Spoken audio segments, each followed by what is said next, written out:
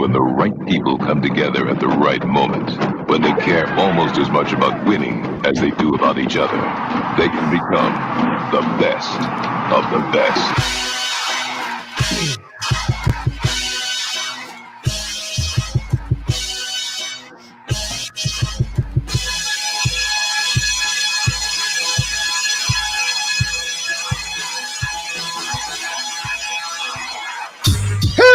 Go! It's the best soccer show post-game edition. The United States men's national team plays to a goalless draw in Wales.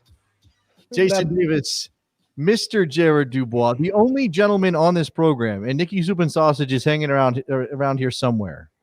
The only one not repping for today. It's a big day, Jared. The national team is playing a game for the first time since February. Where you at? What's up? I'm wearing the bomb pop. I know Nikki's got some classic white joint on over there. What's going on? What is this? Like I have to show some kind of nationalism now? Not nationalism. Pride. Are we rating our Americanism? Is that what we're doing on this show these days? No, we're not. I just happen to be wearing the shirt of an English punk band. I'm sorry. Well, at least it's not a Welsh punk band. Do you follow any Welsh punk bands? I don't think you. Are there any? I don't know. Was a member of the Clash Welsh, maybe? I don't know. Maybe they sing about coal miners and stuff like that. Look, the United States men's national team played a game. That's important. They also had a very young lineup, average age of something like 22 years in some days. They didn't score any goals. Neither did Wales. It ended up being a 0-0 after 90 minutes in a sloppy affair in Wales, right? I mean, let's just make sure we mention that was part of it. The weather was an issue. And this is a disjointed U.S. men's national team coming out of a very limited amount. Though, right? I think so, right? I think first of all, congrats to U.S. Soccer this week, over the course of this week, putting out videos every day, something we've been talking about for the last year or so before they went on hiatus about how they've lost the fan base and stuff like that. Great job this week putting out videos all week long from practice, player quotes, stuff like that. And they put out a fantastic couple of videos of like 1- and 2-touch passing and stuff like that. Yeah, they did mess up the lineup graphic. that was a little bit odd. I thought they messed up again when the Leggett was at center forward, but we all couldn't believe it, right? And I think that's going to be a talking point on this show. Like the fact that Greg Berhalter ran out a lineup that did not have an actual forward in it. He had Sebastian Leggett as a nominal false nine, which, did it work? It didn't score any goals. So I guess you have to say it didn't work. But did they have moments where you could see what they were trying to do? I'm trying to get into triple G's. Can we call it 3G, like cell phone service 3G? I'm trying to get to 3G's mindset. That's 2G's ago. That's how far behind he is. That's not right, dude. You can't. Damn, dog. That's inappropriate. He hasn't had a chance. Well, he's 20 games. Barely has. I can't believe it's 20 games into the Greg. I'm trying to get into the mindset. Why would Sebastian Leggett be put in that position? The only thing I can think of is he got big butt. You got a good big butt, good for like holding off defenders a bit, But outside of that, I just don't get it. It doesn't seem to work well for me. How are you asked? No, look, he's got a big butt, but he wasn't being asked to play back to goal, was he? Did we see him do any of that? It's not like they played through him. I'm not sure what was asked of him, to be honest with you. And I'm not trying to get on Sebastian Leggett. He was put in a rough position by Greg. No, I don't think it's his fault. I don't understand. The only way I can rationalize this is that Greg Berhalter thought it was important to get as many of those sort of central midfielders. I mean, you could throw Conrad as a winger if you want to say that. Obviously, Reina was playing on the wing. He wanted to get as many of those guys on the field together to give them just a chance to kind of understand each other's movements. But obviously, the areas of the field were difficult.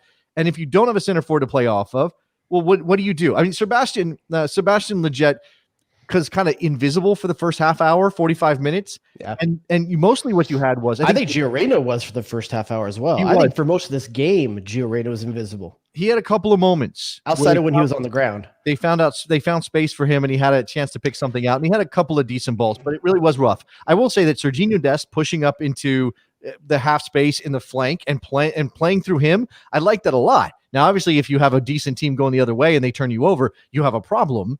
And you'd have to cover that space. And, there were lots of things. I made some notes in the first half. I kind of faded away. Make notes? I wanted to see if I could see what Berhalter was trying to do. I do think, obviously, he's asking his center backs to break lines, and they were moderately effective, at least in the first half hour. It kind of fell off again, just like everything else. And it kind of became unclear.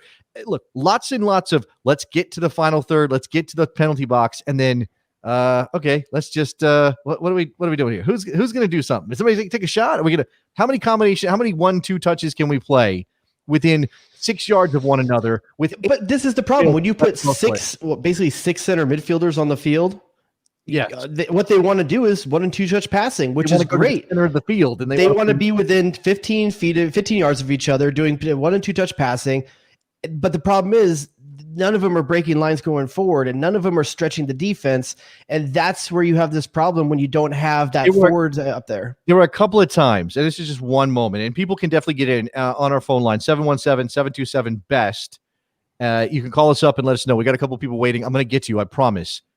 But I think there were a couple of moments where you just wanted someone to make a forwards run. You just wanted someone to leak in behind, drag a defender or two with him, right? Now, obviously, Wales is going to play a line. If you're offside, it doesn't really matter. But at least make a run. There's a lot of standing around within 10 or 12 yards of the goal. And obviously, that's not... Well, as we get to the phones, too, here's a couple things I want to hear from the callers. Give me someone that shined. Give me someone that underperformed, and then give me a rating on what you thought Greg Berhalter did. Well, okay. I'm going to add a third question to this. I know I'm asking a lot of our people, but what's that? Tell me how excited you were at the start of the game, and where you were at the end. Whether it came down, if the same. I'm curious because I want to know how people parse this one because it wasn't a long time to work on this stuff. There are lots of highlights. Eunice is a good one. Shout out for Morgan. Really? That's good. You didn't think Eunice would? Okay, Sanjay. It's okay. Sanjay in Jersey is on the line. Sanjay, what's up? Hey guys, how's it going? Doing good, man. What you got? Yeah, so I guess just sort of to answer your questions over there in terms of who did well. I thought McKennie and Adams were really good. In terms of who struggled, I feel Gio, Conrad, probably Robinson as well to an extent. I felt didn't have their best games, and I agree on the false nine. I feel like playing. I don't think it does any favors to anyone. It's just an easy position for anyone to be in. So that's I can sort of wait to see these guys with an actual forward next time. Okay, appreciate the call, Sanjay. I got some other people waiting, so I'm gonna let you go. But he's right. I don't want to pick on Anthony Robinson because there were a couple other guys who maybe are more central to the attack, especially who. It's not often I say I like one of your tweets, but I think you had a good metaphor for him. What, the giraffe on ice? Yeah, I think there were times. There were a couple of moments where Anthony wanted to go on a walkabout. He wanted to rage. He starts dribbling through defenders, and he breaks some lines. He creates some danger. Also, a couple giveaways that were pretty bad, though. Oh, he had a couple of bad giveaways. I don't think he's the guy you want to play through, and that's a problem. I don't know if it's nerves. I mean, the guy's playing at the Premier League level, so you wouldn't think the nerves would be in play here. Maybe it's the field, maybe it's the touch on the wet ball on the wet surface a couple times, but definitely didn't look quite at that depth, which goes back to what I've been preaching. Like, I'm a fan of Reggie Can on the right and Serginho Dest on the left, and I understand Greg Berhalter wanting to put what is maybe your best player in his best position and seeing what effect he can have on the game. Look, by the way, Dest was maybe the best player on the field today. I mean, he was doing. I would put John Brooks ahead of him, to be honest. I thought John Brooks was the best player on the field, but Serginho Dest did exactly what you want him to do. That's because you're biased towards a center back. That's your problem. A center back that can put balls all over the field like that and step in and challenge. A center back with balls. That's Jared Dubois. That's what he wants. Center back. He played some of the best forward balls on the field that came from a center back. Again, that's what I'm saying. Miazga less effective, but they were asking both those guys to try to break lines. And there were moments. And again, you play that many central midfielders, you're going to have guys checking back to create those opportunities. And again, playing Dest into space, getting him into pockets where he can pick his head up and make passes. I liked it. And they even got Dest to the end line a couple times when things probably could have come off if you had a center forward making runs and it just wasn't there. I think Gio, his instinct is to play a ball where a center forward's going to be, and there's nobody making those runs. All right, let's go to the phone lines again. Let's talk to Alex in Greenville, South Carolina. Alex, you're on the Best Soccer Show. What's up, man? Alrighty. Thank you all for letting me on. So this is the first time I've been excited for a game in a while. And honestly, it's like when you crack open a nice cold Dr. Pepper or Diet Coke, and then it just tastes flat. That's how I feel. I had more expectations. Oh, I mean, at the end of the day, go ahead. I know these guys are young, and and I'm sorry to interrupt, but I know these guys are young, but I mean, there's some things. I mean, did Gio Reyna run a half marathon before? I mean, do we need an APB on Tyler Adams? Where was he? I legitimately forgot he was on the field for a little bit. First of all, let me be clear. It's not like that. Okay. Good. Well, no, just real quick on Tyler Adams before you steam ahead. Tyler Adams' job isn't to stand out most of the time. Now he can if he. There are two ways Tyler Adams can stand out. One, if he's getting forward and involving himself that way, or playing switches or opening up space. That's great. The other way he can stand out is if he's getting beaten, if things are happening for the other team, if they're finding pockets of space in midfield. And I don't think Tyler Adams was guilty of that at all. I thought Tyler Adams was pretty damn good. Another way that you won't notice Tyler Adams, but you can see his effect on the game. Anytime you see Serginho Dest going forward and we don't get beat on a counterattack going the other way, that's Tyler Adams. Because what he does is he sinks into the back line. Yeah. You don't see him. He's off camera. You can't see what he's doing. But every time Dest is up at that end line, Tyler Adams is doing the work in the back covering for him. So it's interesting, having that covered. The fact that Serginho Dest feels that free to go forward, not worrying about what's happening defensively behind him, that shows that he trusts Tyler Adams. Yeah, I think Tyler, just to Jared, to finish off Jared's point here, Alex, Tyler Adams, we can trust him. Now, he's not going to play a perfect game every single time, and he may be guilty of a giveaway here or there, but I think that I think you're misreading him a little bit. Anybody else for you, Alex, before I let you go? Okay. I'll be super quick. I guess for me, Wales is the kind of opponent where I think Tyler Adams could have gotten forward a little bit more. Against a Germany or Brazil, I get it. I totally get it. That's his role. I guess finishing off, because I know y'all got to go. Serginho Dest, I mean, wow, that kid is something special. It's been a long time since I've looked at a right back and said, oh, wow, that guy stands off the page. Also, if we had a game tomorrow, DeMarcus Beasley's still our best left back. Thank you all for having me. Bye-bye. Well, I do love the respect to DMB.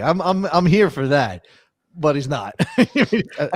Serginho Dest playing left back's better than DeMarcus Beasley playing left back. I'm just saying, Okay, I agree with that. Serginho Dest is basically a vanity pimp cane. The things he does, he doesn't have to do, but he does it for the style points. Wait. Explain to me. You mean like they're go look at the cover of the Boyz II Men's first album, the dude that's got the cane. He don't need it. There's nothing wrong with his walk. Oh no. Bishop Don Juan. No, that dude has back problems. For real. In 95, he had back problems. Back, he's this tall, big dude. His okay, what about Bishop Don Juan? But he's got the voice like that. He's got. I'm just saying, it's a vanity pimp cane. The things he does, he didn't got to do them, but he does them just because. I enjoy that. I love having a guy in American kit that can do things like that. The sauce, the confidence, Serginho Dest. There's no sauce like that since Dempsey. Let's go to Jack in Jersey. Jack, you're on the air. What's up? Hey, guys. Appreciate you guys doing this today. Just one quick question, which has definitely been a point of conversation on USMNT Twitter, was about Legette's inclusion and how long he played today. So I guess in fairness to GGG, what do you think that Legette brings to the 11 that maybe someone else doesn't? And then what do you guys think about the decision to include him and play him as much as they did, especially when you consider guys like Soto on the bench who are dual nats, who might be able to switch over to Chile or go somewhere else, and maybe not giving them the playing time would dissuade them from playing for the U.S. long term? Okay. A couple of things. We can come back to the Legette part and him in the lineup. I'm going to say this. Sebastian Soto is not playing for Chile. I really don't believe he's seriously considering that. I know there's been some reports. I really don't think that's going to happen. I mean, I guess you could argue that if he feels like he's blocked from earning minutes, but look at the striker pool for the U.S. men's national team. If you're Sebastian Soto, aren't you licking your chops? You're thinking to yourself, if I find myself in a first division opportunity, and look, Giacchini got on the field today from the second division in France. Sebastian Soto's going to get his chance. It just didn't happen today. The other part is Legette, Jared. And the only thing I can think of is that Greg Berhalter didn't think enough of Soto or Giacchini or what he thought was, maybe I just want to see how these guys handle the challenge. He likes to create. I think there's three factors here regarding why he picked Legette on this. One, he's a guy that knows the system, has been in the system. Yeah. I think when you're going to put a bunch of 17-year-olds out there for their first time debuts, you want at least one person out there that's run your system and knows what they're doing. Two, he wanted to press from the front. Okay. Sebastian Lletget is not a striker. I don't think he was counting on him to do goals. If he did, that's awesome. I think he wanted to press from the front. You saw it all game long. They were full press all the way up the field. And I think he wanted someone with an engine that does that in midfield and put him up front. Okay. Not a very smart thing to do in case to score goals, but to play what he wanted to do, I get it. How much you want to bet? And this is where I'll finish off with you, Jack. How much do you want to bet Greg Berhalter came into this game, not telling his players this? Of course, you send them out there, go win the game, go score as many goals as possible. But I bet you he was not valuing goals today. I think he was looking for something else. And that's just the kind of guy he is. That makes it harder for us to understand him. That makes it harder for us to buy into what he's doing, because what do we want to see? We want to see chances. We want to see goals. We want to see wins. So I think this is going to be a hard sell for him, but he's also talked a lot about the process. And if there's any moment to work process, it's when you have 10 guys with no caps, when you have a 22-year-old average across your starting lineup, when you're, and by the way, Sebastian Lletget brought that up significantly. He was the oldest guy in the lineup today. So he could have stayed extremely young, but I think Jared's point is he wanted some age in there. He wanted some experience in there. He's not going to be playing a false nine in meaningful games for the U.S. men's national team, right? There's no way. And I agree with Mr. Fishkin right there. Goal today was cohesion. Yeah, the thing was to see what happens when you get this many of your young players on the field at once and seeing what they can do together. The number one takeaway was this team didn't know how to use Gio Reyna. They just really didn't. A big part of that is in looking how the space that Gio is trying to get into, you'll see him constantly. He does the same thing with Dortmund. He puts his hands to his sides to show that he's open and he wants a little slip ball into a tight space. The team doesn't trust giving the ball to someone under that much pressure to squeeze that ball into that little space. Gio wants it in that space. He wants that 1-2 and get rid of it again. But this team doesn't trust him or doesn't trust themselves to be able to get in position for that 1-2 exchange. And so they're not using it. They looked off Gio in tight spaces over and over again. I don't think that's maybe it is a trust thing. Thanks for the call, Jack. I don't know if it's it's a trust thing, but it's not a trust thing that Gio can't do it. It's that they don't know each other. Right. And their instinct is to not play that ball, because if you play that ball and you turn it over, it goes the other way, you're in trouble. Right. I know, but that's the difference between where they are and where they want to go, and where Gio's playing week in, week out. Okay. It's like he's used to giving. And the other thing Gio's used to is a straight up striker, someone that he can release behind the back line. And I think Gio was not set up for success. That being said, I think he could have played better than what he did. Okay. It's tough to judge right now. All right, let's go to our man, Mike in Philly. Let me just go ahead and intro him. It's been years since that guy was in the team. He's not anywhere close to this. What's up, Mike? Is he still playing? Yeah, bring him back. Bring him back. What's up, Mike? What do you think? I guess I'm just struggling to see what Greg's vision is here. I was going to go after the low-hanging Lletget fruit, but I think you guys pretty much covered that.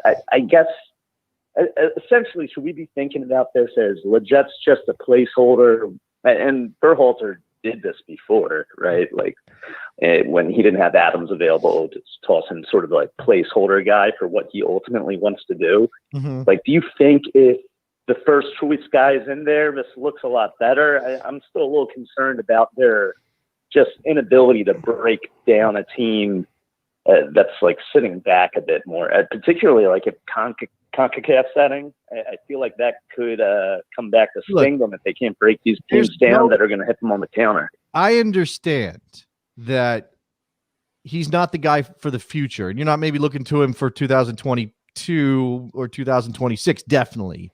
And I know that we need to work this out. And Jared's not convinced by Josh Sargent yet because he's not scoring goals. But I'm going to tell you right now, you got a guy who's halfway competent with his back to goal. If you threw Josie Altidore in that game today, Jared, how much better are they? I don't care if you like him or not. I think they're way better. The hold up play, the ability, because with the hold up play, then instead of asking Des to create on the wing, he's exposing the wing with speed. Like he's getting behind. Des is the guy, and Josie's playing to guys like that, so like running into space. Conrad de la Fuente, who also didn't shine today, to be honest with you, did not shine today, also would have benefited from that, because over and over again, he was able to get double teamed because you didn't have to respect the guy in the middle. Constantly, anytime he had the ball, they were sending two guys. He didn't have anybody drawing defenders. Yeah. I mean, Sebastian Lletget, he's going to drop off and he's going to. Everyone that Wales had to respect was in front of them. Everything was in front of Wales. And I'm not saying that, like, you can't, it's not that you can't win with a false nine, but you better be Spain. You better be Spain if you want to play a false nine. You better really have the ability to play in those extremely small quarters, trying to play 1 and 2 touch passes in those areas. Mike, last observation. Anything else?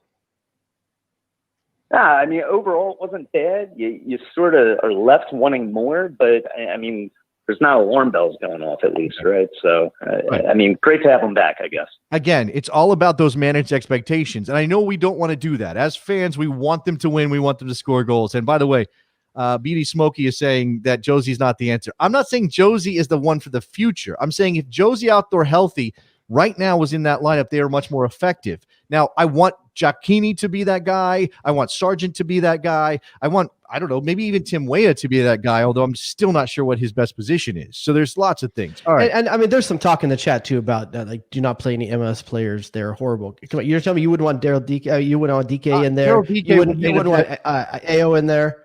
Akinola. Sure. I don't know if Akinola necessarily handles that moment. More than Sebastian Lletget. You wouldn't want either of those players over Sebastian Lletget. Io Akinola, Daryl DK. And by the way, I think MLS players have a place somewhere in the 23-man roster. I don't know if any of them have a place in the starting lineup. Let me ask you a hypothetical here. Outside of maybe Morris. Do you think, and this is not, probably not fair, but would you, Gio Reyna played on the right side of the forward three today. Yeah. You just said that it wasn't effective. Now, part of that is he didn't have a front running number 9, which he's used to at Dortmund. Yeah. Do you think Jordan Morris would have been more effective in that position today? Because he's the MLS player that you would say maybe is a starter. No, because I think Morris doesn't. I think Gio's more comfortable cutting in. Here's the thing: you got to play Gio Reyna there to cut inside and play more centrally because you want Des to have that channel. I think Morris wants to be in that channel as well, and I don't think that's a good play for him if you're going to play Des behind him. Okay, I think he's better on the left hand side or something like that when you have Anthony Robinson, who maybe isn't going to go quite as crazy going forward as Des. Des is your threat out there. You want Gio Reyna further. He centrally plays a lot centrally anyway, so play him in that position and let him fall into the middle. I don't think Morris is the better choice at that position. By the way, I'll mention that I'll throw this in here. Danny Briggs saying a healthy Pulisic in this game, maybe the spark going forward to open up the defense. I mean, again, this is about draw. You don't draw anybody with Conrad De La Fuente. Conrad De La Fuente is not going to make Wales sweat. Christian Pulisic makes Wales sweat, and that certainly opens up space. And again, if you had a front running number 9, it makes it even better because then they have space to operate in. We'll talk about that here in a second. John in Nashville, you're on the Best Soccer Show. What's up? What's up? First of all, just glad to have the team back. Glad to have you guys back. It feels like nature's healing, in a way. But it takes time. Wanted to just stick up for Tyler Adams, who I thought did a really good job maintaining possession and recycling the ball through, and also getting into those spaces when the ball did kind of pop out from the box, being able to get that ball back in play. But you guys kind of touched on it. What MLS guys do you think fit into this team? You could make an argument for Long. This team today. You can make an argument for Long. I don't think there's a better center back in the pool right now. And in the MLS pool. In the MLS. No. In there's not. You think John Anthony Brooks is not as good as Aaron Long? No. John Brooks is a starter 100% every single time out. I'm saying there's not a better center back in the pool to pair with John Brooks than Aaron Long right now. And you may not like it, but I think it's a fact. I don't mind Miazga, but he can be exposed. And in fact, he was. He took a horrible angle on a ball on the sideline. I don't know why he was making the underneath run, trying to cut underneath to get that ball. He was never going to get it. He's not quick enough for it. Aaron Long's a better athlete. He may not be as good in the air because he's not quite as big as Miazga. Yeah, the only MLS player that has a true starting spot right now is Aaron Long. Jordan Morris is a possibility, depending and if Pulisic is healthy and Gio Reyna is ready, then they're going to be in front of him, though. So today, I'm gonna go ahead, John. Sorry, go ahead, John. I was saying, I know I'm probably a little biased here, but would you not think that Walker Zimmerman's a better option next to John Brooks? He's better than Aaron Long. Still a good athlete, can still defend well. I think Aaron Long's better with the ball at his feet, but it's not a big gap. I mean, I don't know that you need two classically big men. I mean, I'm okay with one of them having speed. That's a decent thing. I think there's something to be said there about two players that complement each other. Here, it's not. Look, they're not playing with two holding midfielders. They're not. I mean, McKennie can cover ground, but you want McKennie as part of that attack. So you push numbers forward. Now you've got McKennie pushing forward. You've got Yunus Musa in this case pushing forward. You leave Tyler Adams sort of on an island. You're pushing Serginho Dest into the attack because he's good with the ball at his feet. Obviously, you're playing with a balance. You're not going to necessarily push Dest and Robinson up at the same. They're not going to make the same runs at the same time, but you are limited in your coverage if you do that. And I think what Aaron Long gives you is positionally, he may not be quite there. He's certainly not John Brooks. He may be as good as Miazga. I think it's debatable, but he is an incredible athlete, and I think that makes up for some mistakes. It's okay to say we need a fast guy to make up for some problems. I mean, you're going to see the same thing with Dest from time to time, too. Like the fact that he's able to do a lot of things. Not all of his movements by defenders are clean. I mean, he got lucky a few times and got past him. He was able to recover. Yeah, but he's got the Dempsey spirit. He tries shit, doesn't he? Yeah, and the one player, the name we haven't even said today was probably maybe the second or third best player on the field is Weston McKennie. McKennie was everywhere. I mentioned him just now in passing, but yes, I was thinking the same exact thing. And by the way, John, I'm going to let you go. I appreciate it. We've got people waiting, so I appreciate the call. Weston McKennie deserves some love here. All right, let's talk to Ty, our man Ty Shelter in Lansing, Michigan. What up, Ty? What up, Ty? How's it going, fellas? It's good to hear you on a post-game show. I'm not sure when was the last time you joined one of these. Yeah, no, well, hey, it's been a while since you've had one. I just wanted to jump on and say, hey, what's exciting for me is this is like a classic vintage USMNT game in Europe, but with the jerseys switched, right? Like if you're a Wales fan, you're watching that first half hour going, oh my God, like they've got pace all over the field. They've got quality all over their field. Their fullbacks look better on the ball than our forwards. They've got all the possession they want. We can't get the ball off them. You're not even trying to get the ball off them, really, right? Like, let's just defend, try and make something happen on the counter, win a couple free kicks, and then, hey, 75th minute, 80th minute, they'll tire out, and then maybe it'll be even up and maybe we can make something happen at the end there. That totally looked like the jerseys were switched to me. I think that's really, really exciting. It's Wales, and it wasn't the Aaron Ramsey, Gareth Bale Wales, which I'm not trying to steal. Right. Wales is roughly 2 players away from their. I don't know. I'm not sure. I want to say how deep they are. We're literally 1 player off from our best team we could put on the field. In Pulisic. I still think Miazga's Long is the option over Miazga, but it's close enough that it doesn't make a difference. So yes, you're probably right. I think this is way closer to a full strength U.S. team than it was a Welsh team. Again, I don't think that Yunus Musa is starting for the United States. He's not even declared yet, but I don't think he's starting. So you could argue that there's a switch there, and you need a center forward. So I'd say 3 places on the field we would have a different team out in a meaningful match. But I still think that we had the stronger team for sure. Relative to what we have in our pool, yes, that is true. Wales, and that's why I think that's why it's a letdown for people to have a 0-0 draw at the end of the day. The fact that this many good pieces couldn't create more than one really good chance, and that was Conrad de la Fuente's chance was probably the best chance of the whole game, and it came from a mistake on the Welsh team. Oh, sure. You also had Sebastian Lletget try the back heel and it not come off. I mean, I'm not sure if you want to put that in a good chance territory. I would say, and I don't want to. I want to yell too, but the voice of reason in me tells me they haven't had any time together. You had Yunus Musa has played. He's had 3 training sessions, 2.5 training sessions with last guy in, I think too, wasn't he? Last guy to fly in. Again, Giovanni Reina is 17. He'll turn 18 tomorrow. He's 17. He's never trained with the senior. By the way, there's rumors out that he is signed through 2024 with Dortmund, and they can't announce it till tomorrow when he turns 18. They're going to announce it when he turns 18. And he's locked in. I mean, again, Serginho Dest. How many captains do you have? 4? I mean, what are we talking about here? Ty, you got anything else before we let you go? Yeah, no, I wanted to say what you guys are saying with Josie Altidore and the final product. I mean, it's just absolutely begging out for a big target guy who can bring that pass down and spray it back out and create some of these chances for these wingers. But overall, it's just, to me, the overall quality, the creativity, just so much more than we've seen from U.S. men's national teams in the past. And it's exciting. It's not there yet. It's not a finished product yet. But it's a lot better than sitting there going after, an 0-1, 1-1, 0-0, and going, yeah, well, we didn't have Eric Lehigh.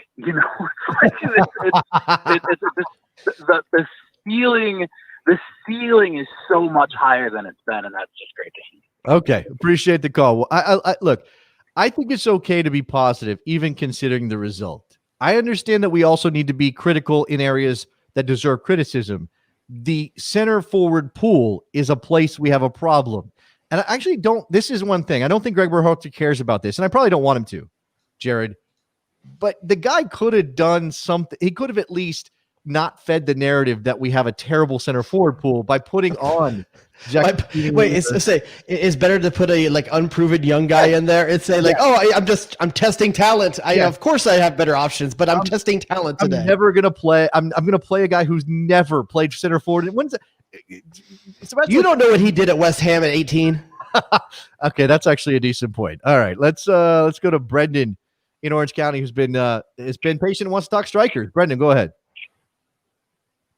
Hey guys, so happy you guys are back doing post-show games. I just want to talk strikers. I mean, when I saw Sebastian Lletget in that spot, I knew automatically he was going to get punished by everybody on Twitter. He was put in an impossible spot, so I knew that was going to go downhill, especially if he missed a big shot. You know who still loved him? But Becky G still loved him. That's all you need. That's all you need.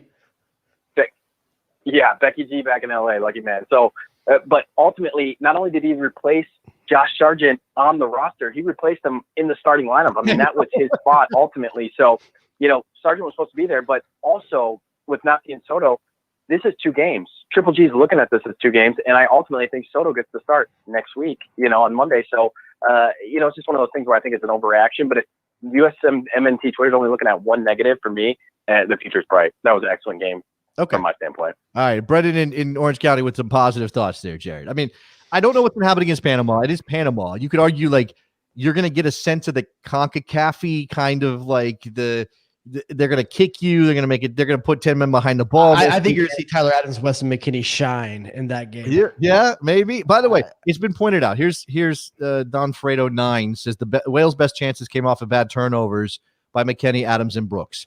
I don't remember a Brooks, so maybe I was looking down at the time. I don't recall either. I don't recall a Brooks. I do know that McKennie and Adams, they are occasionally going to turn the ball over. And here's the thing. No one's going to play a perfect game in that area of the field. So what you're looking for is cover, right? You're looking for an understanding defensively. If we lose the ball here, how do we respond? And I was encouraged. There were a couple of moments, and I don't have my notes in front of me because I left them in the other room, but I wrote down that there was a turnover. I can't remember where it came from. In transition, they did a reasonable job of recovering. In fact, Anthony Robinson. Is it the one on the left where he had to recover for his own? Like he overplayed. He was ball watching, and a gentleman got behind him, and he had to track back, and he basically stepped on the ball, kind of, and got in front of it.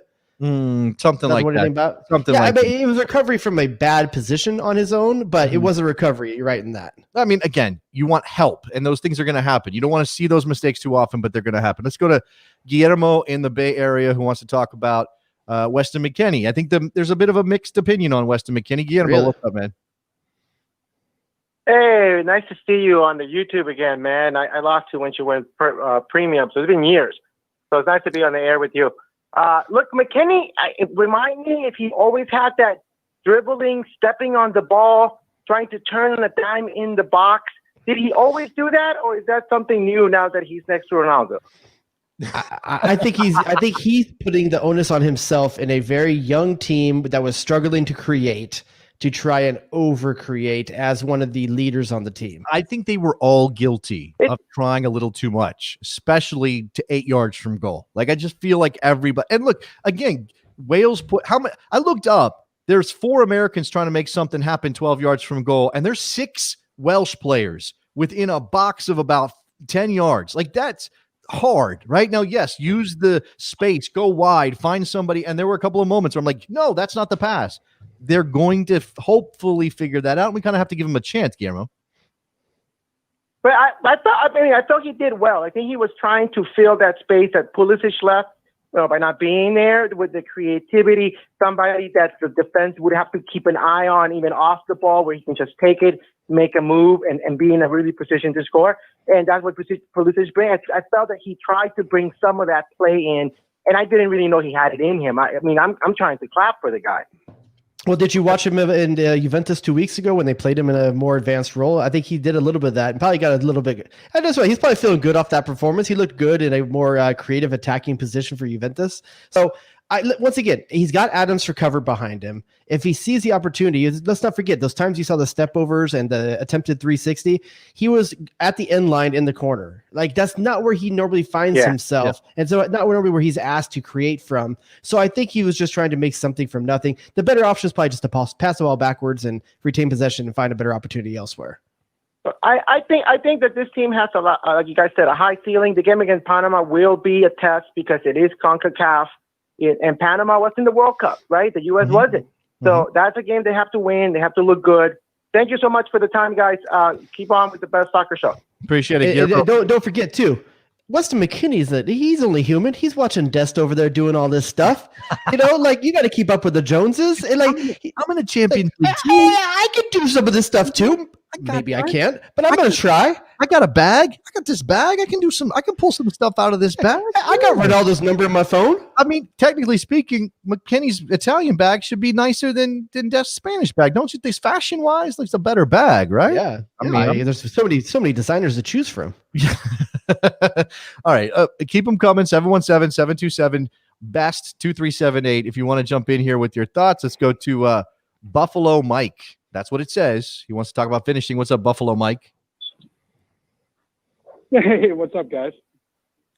Doing good, man. A little bit weird to no goals, but a fun game, right? Fun game, Buffalo Mike. Well, you know what? It's a little bit like listening to you guys on YouTube. It's like there's no swearing allowed. There's no finishing content. You know, I've been listening to you guys since there was an embedded audio player on a shitty website. Is it the statute of limitations passed on American Soccer Show? Is that when we were on Ustream? Yeah, he's talking about way back in the day, CSRN days. Way back, yeah, before we original days. Before we went into our cocoon and then came out as the beautiful butterfly that is the best soccer show. Before that, well, I appreciate the patronage. Podcast. Yeah.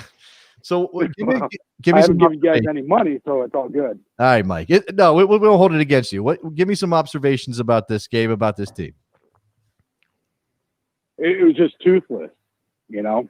It was a lot of it was like watching a child soccer game. I mean, it was fun to watch, but it got boring later on. Technically, there's a few children on the field. End product. Well, like I'll say, like I do think if I have a serious criticism of Berhalter outside of the legit thing, which I do think was a mistake in the end, even if I kind of can reason around why he might have done it, I always have a problem with how late Greg Berhalter waits to make changes in a friendly.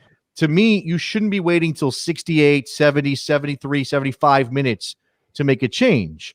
You have an opportunity, and it should have been block changes too. Why not? It should have been like mass changes. Why not make three? I know that changes the flow of the game dramatically, but why not make a couple of changes at least around 55? I got a question for Mike. So, Mike, if you're making one change before the Panama game, what's the one change you're making if you're Greg Berhalter? I'm not thinking Panama game. I'm still thinking this game. To be honest with you, I would have put Cannon and Dest in earlier and like left them on the field together. And then Conrad was a little bit shaky. Probably put Leggett, in midfield, and then put an actual center forward like we actually have one. But you know what I mean. Okay, all right. There are those are a couple of interesting ideas. I think that I didn't have a problem with the lineup, Jared. Again, I'm glad Musa got on the field after we didn't think he was going to start because U.S. Soccer got the graphic wrong.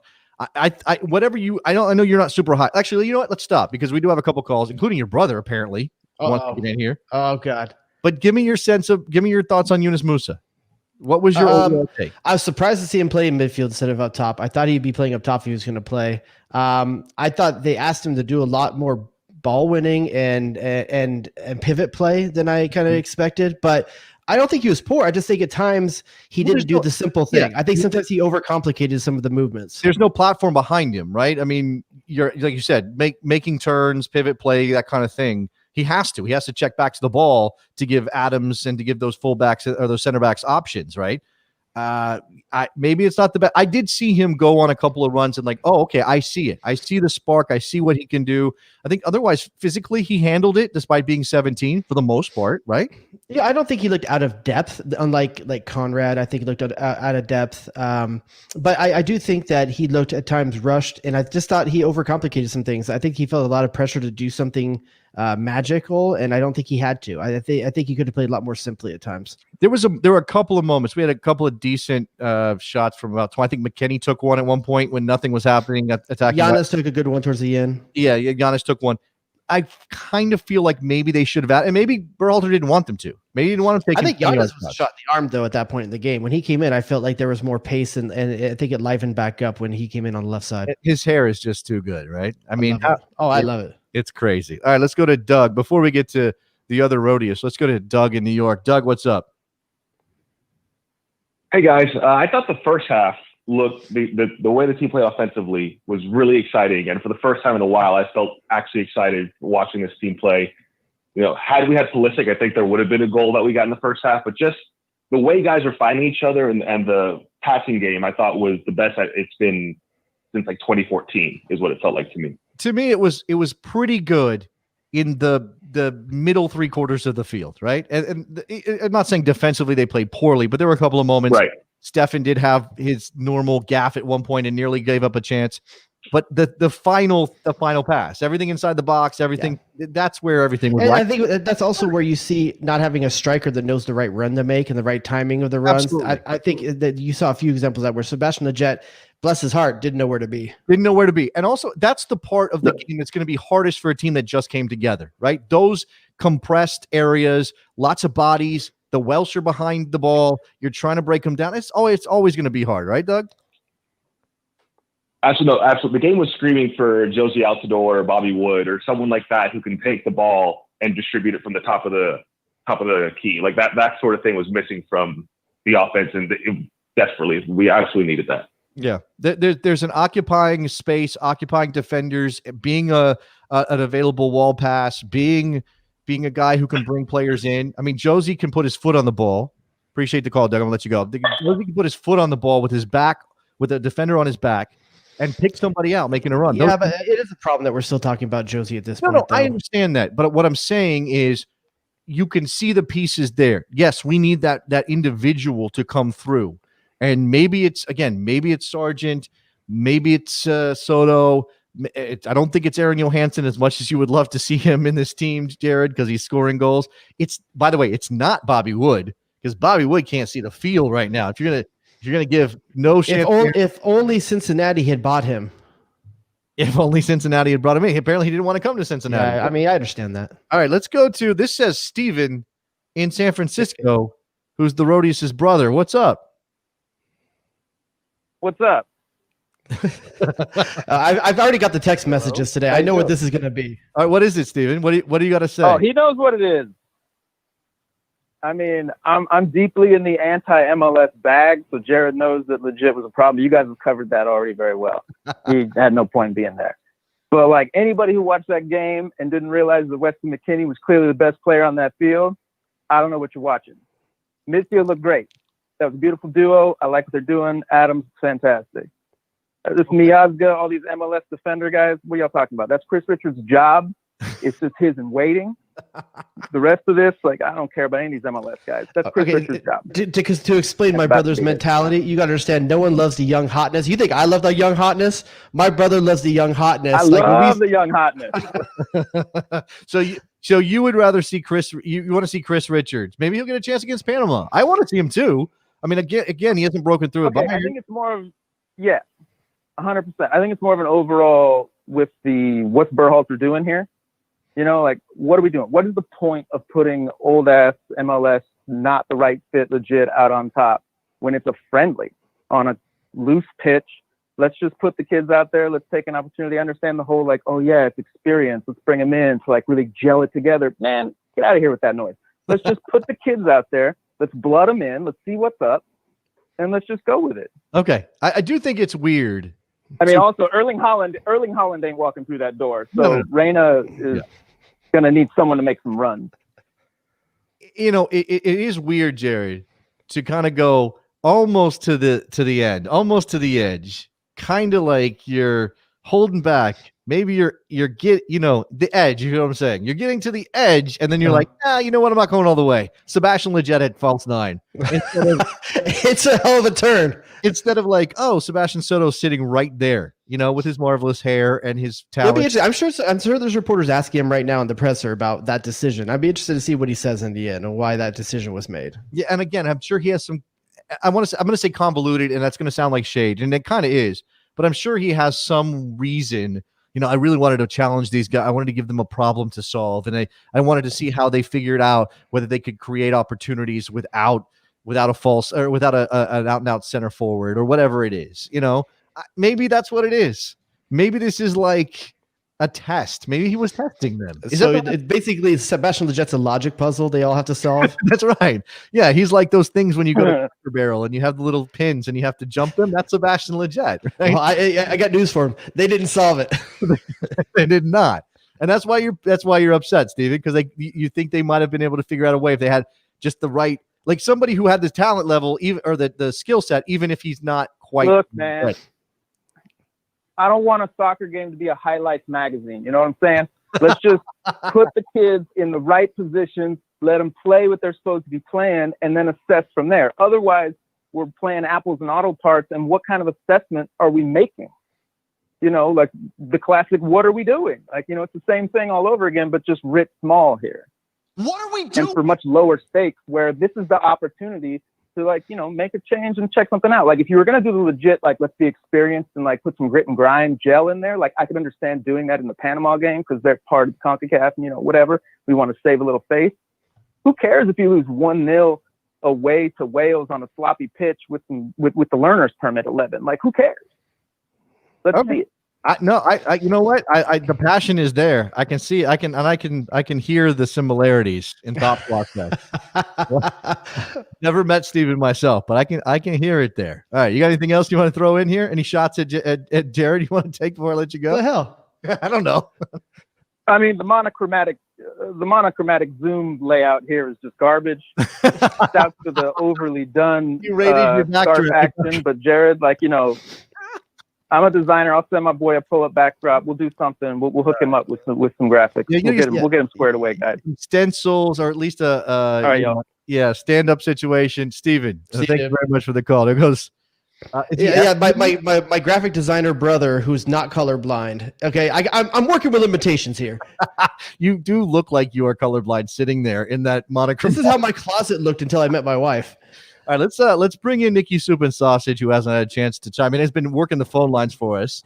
Nick, what are your thoughts today? First of all, this is Nick from Toledo calling in. Well, a long time, many times. Can I say something? I think maybe Nick is the right person to talk to because he's used to rooting for a team that literally gets nothing from their forwards. So he might be the right best person. defense in the league potentially. Oh no, never mind. That's Nashville. My bad. Yeah, no, you're giving them way too much credit. Go ahead, Nick. Anyway, so I don't really want to talk about the game so much as my experience this afternoon trying to find the game.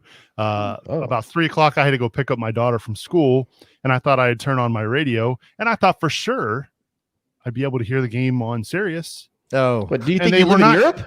They were not airing the U.S. men's national game. I was shocked. Nick, if you had listened to Jared, I have a radio show. You know? Okay, I got a radio show. If you had listened to my radio show, you would have heard me say several times that was on Fox Sports channel, not my channel, not our channel. Oh, well, that's on me then. But still, what I'm saying is they could make it a little bit easier. Like, I don't understand how there's not a dedicated radio broadcast for U.S. men's national team games. Like, are you serious? You don't understand that? I get why, but like you would think for American soccer, like we would have that by now, rather than just a repurposed TV feed. Look, we've made strides. I mean, look at the fact that we got kids in Champions League clubs. That's a stride. But there is still a lot of disrespect from around the sports community in the United States when it comes to this game that we love so much. I mean, it is what it is, right? I don't know. Did Colin Cowherd say anything about this team? Is he claiming that he found any of these players like he did with Christian Pulisic? Because he was the one that's saying, I told you about Christian Pulisic, and I'm Colin Cowherd on Fox Sports. He's probably going to do it with one of these kids. Giovanni Reyna, I found him. I told you about Giovanni Reyna. So, Nick, I'm asking the same question I asked our boy in Buffalo. Like, if you're making one change before the next game, what's the change you're making? Probably Leggett. But for who? That's a good question. I mean, keep him on the field in a different position, or you just take him out entirely? My biggest beef with him, and again, I don't understand why he was taking the corner kicks today, and maybe that's his role with Galaxy. I don't watch the Galaxy game, so I don't know. Yeah, but like, the sub piece service was not good. It was definitely could have been better. I mean, we've got all these talented players out there. You're telling me we can't get somebody who can put a better ball into the box on corner kicks? Personally, so that was frustrating for me. Here's my take on this on the corner kick thing, Nick. And I saw a lot of people saying this on Twitter, stuff like that. Doesn't Gio take the corner kicks for Dortmund? Yeah, he does. But it's not just simply being able to take a good cross into the box. You have to have been someone that knows how Greg Berhalter wants the runs to be made on these set plays. Gio's not going to walk in the first week and probably know where all these runs are going to be made and where he has told John Brooks over and over and over to make that run too. Sebastian Lletget, once again, this is a system of having been around this before. But is the person that's been around enough to know. Look, I wasn't watching for runs and for patterns. I think ultimately Gio does take these corner kicks, by the way, just not maybe this game. Well, Pulisic would probably normally take them if he's available. I can't remember. I thought he was taking them before.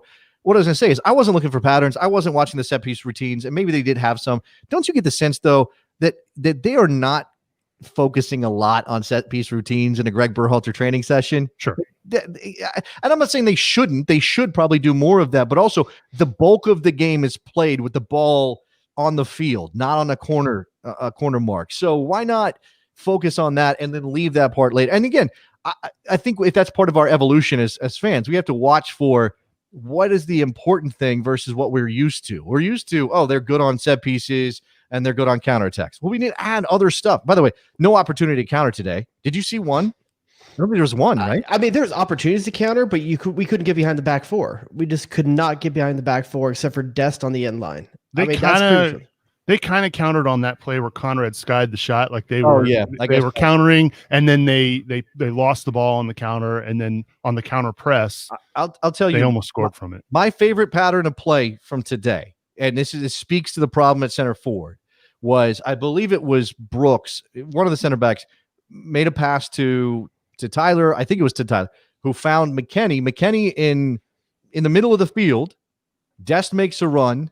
He finds Dest wide. He plays a killer cross, and there's just nobody making the run. I don't remember if it was perfect. It was 6 yards in front of goal, and there was nobody. It was okay, but honestly, that ball is too close to the keeper to be threatening anyway. Well, the keeper didn't come out for it. Well, you talking about the one that Dest put in from the right, right? I mean, he put it in from the right. I thought it was a pretty good ball. The keeper didn't come out for it. It skittered across because there was nobody on the end of it. Okay, maybe I think of a different one. All right, 717-727-2378. If you want to jump in here with your thoughts on this national team game, and again, we would all have loved to have gotten to a place where we could talk about the goals and break those down. Hopefully, they come against Panama. We talked about changes, what you might want to see against Panama. That instead of what Greg Berhalter did today, I think everybody's on board for a center forward, kind of no matter who it is. I've seen a lot of Soto. I think everybody's kind of on board for Soto. Giochini would be a fine choice too. I mean, we didn't get much of him tonight, just a little bit today. I'm not sure about Conrad on the left, but I don't know who you slot in there. I don't know that I want Lletget out there. I think Giannis.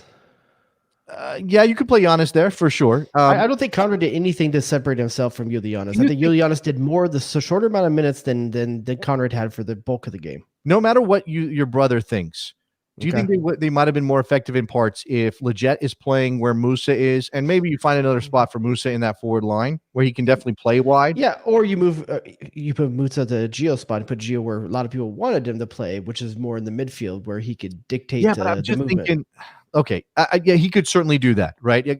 That's another place. And again, but here's the thing: do you think Gio got the ball enough in this game?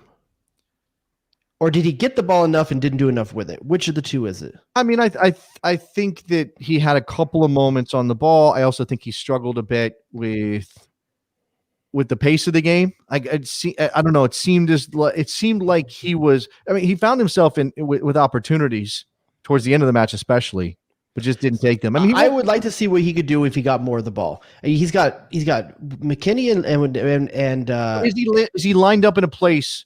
Well, okay, I guess, when Pulisic is in there, he's a ball magnet, right? They want to get the ball to him, find him in space on the left-hand side. The thing about The thing about Pulisic, though, is you can't play those 1-2 combinations in behind. I mean, you can with him. You can't play those with Giovanni Reyna. So how are you creating space for Reyna? Because otherwise, he's got 3 defenders bracketing him, and now he's got to cycle out again, or he's trying to beat a player off the dribble. And then, what well, I also think they sent multiple players at Gio Reyna most of the time when he got the ball because he was probably the biggest threat on the field. That's probably going into it. I'm sure that was part of the game plan, right? Body up the 17-year-old wonder kid because Pulisic's not there to balance it out. Dest is going to be way too late joining if he's to take advantage of that numerical advantage that you're creating by doubling up on him. I really think that they marked him out of the game to a great extent, and there's a reason why his jersey's so dirty. They put him on his butt a lot. Yeah, this is an interesting. I don't like the premise, but I'm going to bring it in here anyway. Navid says, do you honestly think that this team minus Leggett is ready to play for a win or a tie in the Azteca or away to Costa Rica? By the way, we never win those games anyway. We never win those games anyway. I mean, we qualify for World Cups when we have without winning those games. We lose those games. This would be no different if we did next cycle. But we're not playing those games now. If we had to right now, we would have a problem. I have no doubt about that. I think if we were playing Mexico, there would be a number. Okay, if I'm going to entertain this, first of all, no, it's not just one movement of Leggett ready to play. But even within this setup, you could have been more prepared for a game like that. If you're going to use the players you had today and play against Mexico, you're taking out Anthony Robinson, you're putting Reggie Cannon in there and putting him with Serginho Dest. Far more defensively minded, because that's what you're thinking, right? You're going to Azteca, you got to absorb pressure. Yeah. So maybe you still have the ability to counter. You're also probably dropping McKennie. He's not playing anywhere close to as high as he did today. But once again, I think you're bringing Giovanni Reyna into the midfield, and then I think you're out there. You're bringing Fashion Leggett into that midfield position where Musa was. Because once again, if you're playing against someone like Mexico with these players that we have here in this 23-man roster, you want to be able to absorb pressure, hold the ball. And then you put Reyna up top for some kind of counter. You put Musa up top with his speed for some kind of counter. And then it's whoever you're going to play. But here's the thing. First of all, Musa, again, not yet a national team player officially. I'll say that again. If you're playing in the Azteca or you're playing Mexico in any field right now in a game that you care about the result in, Yunus Musa is not playing. He's not starting. Okay, he's 17. But the concept was the 23 men we have right now. Okay, all right. Well, that was the concept. Sure. Okay, if in that case, there's some real tough decisions to make because that's not a team with enough spine. And I don't mean there's plenty of other changes I would make if we had the full pool at our advantage. But he said, "Is this team minus Leggett ready to play at Azteca?" He did say that. I think that there are some interesting possibilities in terms of adjustments, and one of them, somebody's mentioned Jordan Morris. I don't know that Jordan Morris walks into this team and is a starter, but he's absolutely an option. And in certain circumstances, he's probably starting. He's probably on the field. That may mean that Giovanni Reyna plays in the midfield. Or if he's you have a 17-year-old, I know he's playing a lot of games for Dortmund. You might not start that guy against Mexico or Costa Rica, right? You're going to start a Leggett. You're going to start a Christian Roldan maybe. And I know people hate that. But I'm just saying, if you're talking about, Costa Rica, no. But Mexico, yes. Maybe it is Christian Roldan. Instead of Giovanni Reyna. You're talking about the balance between what you get defensively and what you get going forward, right? And obviously against Wales, you weren't all that scared about what they were going to create, right? Until James came on late in the match. They didn't do much. Yeah, James was definitely a game changer for them when he came on. And to Alex's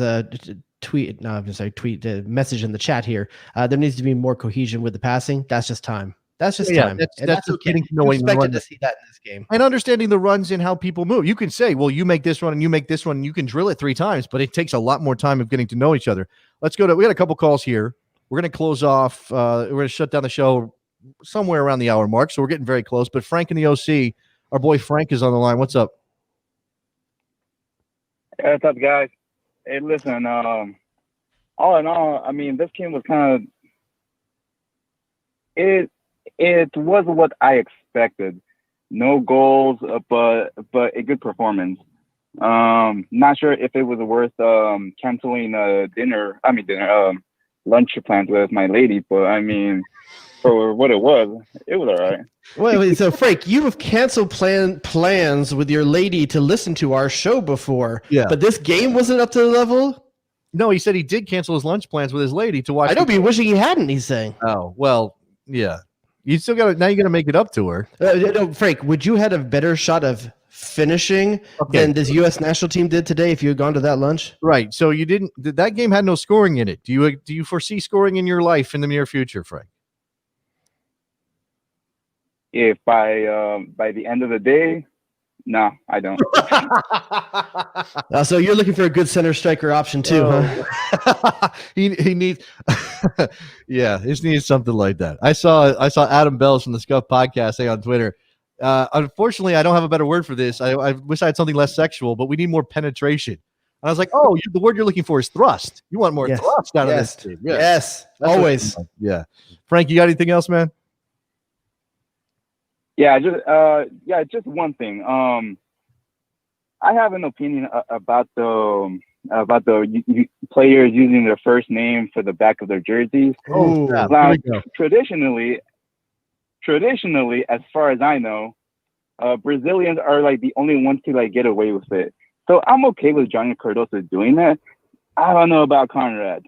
Just saying. He hasn't earned it yet. Dude, we need to get Jimmy Conrad on the phone right now. How does he feel about this? Oh, I think he's just a tiny bit salty, but he's playing it off fairly well. I think he is. I will say, look, I'm going to let Conrad with a K. It is Conrad with a K. I don't, there is something about. If Clint Dempsey didn't get to have Deuce on his jersey, how did these kids get to have Johnny? Well, Deuce is not his actual name. It's a nickname, but I understand. Actually, you know what? I did say it earlier. His name's not actually John or Jonathan, or it's Zhao because he's Brazilian, but he goes by Johnny, and they let him put Johnny. I'm here for it. If you can own Johnny, that's way bigger than owning. That's Johnny. a hard ownage. That's real tough. Johnny. I'm here for, and he looked okay in the limited time. I just can't wait till an announcer says, "Sweep the leg, Johnny." We got to talk to our man John Strong about that one. We definitely got to get that in the mix. Let's go to the last call. We'll finish it out after this one. It's John in Dallas. What's up, John? Johnny in Dallas. Johnny. It's Johnny. Hey, it's Johnny Cardoso calling from Dallas. What you got, man? No, man. So, hey, I wanted to call in. I just read this article by a Welsh journalist for the BBC, and it's a recap of the game. I wanted to read a couple of excerpts if you're interested.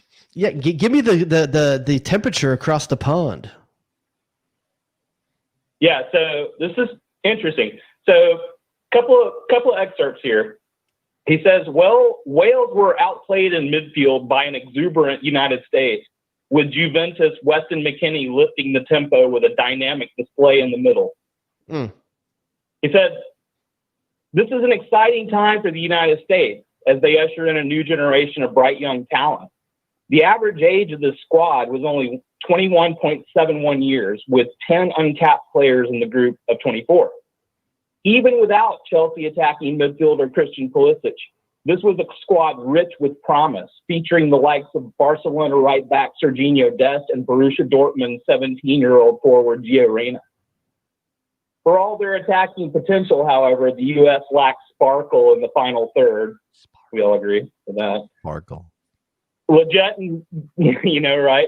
But here's the capper. I love this at the end because I was wondering about this too. There was no added time. I don't know if anyone brought this up on y'all's show because I kind of joined late, but there was no added time at the end of the game. And I was really struggling with that because there were 12 substitutions and injury breaks. But anyway, here's what he says about that. He said, despite all those chances, there was an inevitability about the result. When referee Nicholas Walsh, who I thought called a good game, by the way, blew the final whistle at exactly 90 minutes with no added time, there were some looks of bemusement from both sets of players, but no complaints. I think what you saw the ref do was a favor to every club team that had a player on that slippery, wet, nasty pitch. Yeah, we're playing international friendlies during a pandemic, and you don't want anybody to get hurt. Just that was enough, guys. Good try. Go have a spot right? or whatever. Yeah. All right, John, you got anything else? Thanks for that. You have anything else you want to add? That's all I have, guys. All right. Appreciate Thanks, Johnny. Get him a body bag. All right. Okay, so we have a couple of days till Panama, right? Yeah. So me and you, what are the couple changes we want as we leave these guys? We're hitting the hour mark. What do you want to see before the next game? Oh man, I think definitely a center forward of some type. I think I'm on the board for Soto, although I don't know enough about Gioacchini to say anything negative about him. I mean, again, he didn't have much time on the field tonight. I'd like to see Conrad had his chance. I don't think he did very well. Yuli Yanez would be a nice substitution there. Weah got on the field. I'm not sure about him. Midfield, I'm fine with. I think if you're trying to win the game, I think you make two moves. The two you talked about, Leggett for Palisoto and Yanez for Conrad. I think the rest of it you can leave, but I'm not sure if Berhalter's going to want to put that many minutes on all these players when already condensed schedule coming up. Maybe. I would expect to probably see a lot more changes than that. Sure. But if you made those two changes, I think it's a potential win on Monday. I would also like to see it Monday or Sunday. I'm not giving up on Anthony Robinson, but I think and against Panama it's going to be different. I think, and hopefully the conditions are better. I would like to see swap Dest. I know he's more of a natural right back. I think he's better there for sure. But swap Dest over to the left. Give Reggie Cannon a start. See how that goes. Yeah, that's what I would say. That's where I'm at. I'm okay with that. I'm relatively encouraged. I'm not for sure. I mean, like you said, the hype was high, but the expectation should have been low. And I think that you saw a ton of good combinations at the USMNT Tyler Adams pairing. I'm so happy to see that come off because that's the thing that's going to drive Pulisic, Reyna. All these things are going to be the things people pay attention to. Yeah. But the McKennie-Adams partnership will be the thing that defines this generation if they can be on the field together over and over again. It's going to be fun. I want to thank everybody who called in. It was an excellent call-in episode. So many great comments. I felt like old times.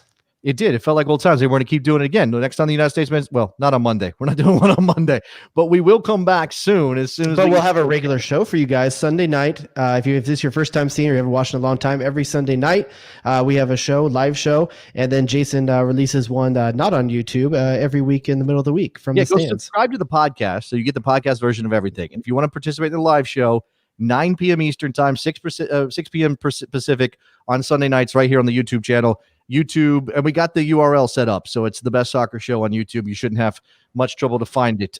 Thanks to Nicky Soup and Sausage for all his hard work hooking up the phone lines. That dude was screening all your calls all night long, man. Thanks to Jerry and his monochromatic background, and shout out to my brother. Gamer headset. Shout out to Steven Rodius. Is it Steven Rodius? He doesn't go by S. Rodius, does he? Because Jared is where I get Rodius. J-Rod and Rodius. Oh, okay. So no, nothing like that. Stevenius. I just figured it out. It's Stevenius. Sounds like he's like one of Berbatov's friends.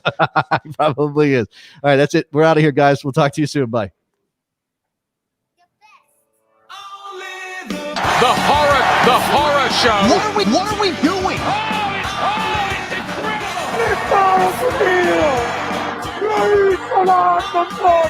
Who asked those questions? Zu viel respect for the Gegner. That's him, Iceman. I wouldn't be caught dead in a sweater vest. Danger zone! Damn, dog.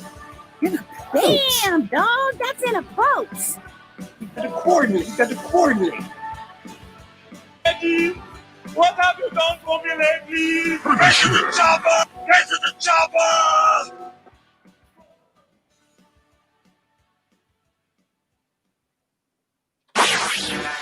J. Rodius.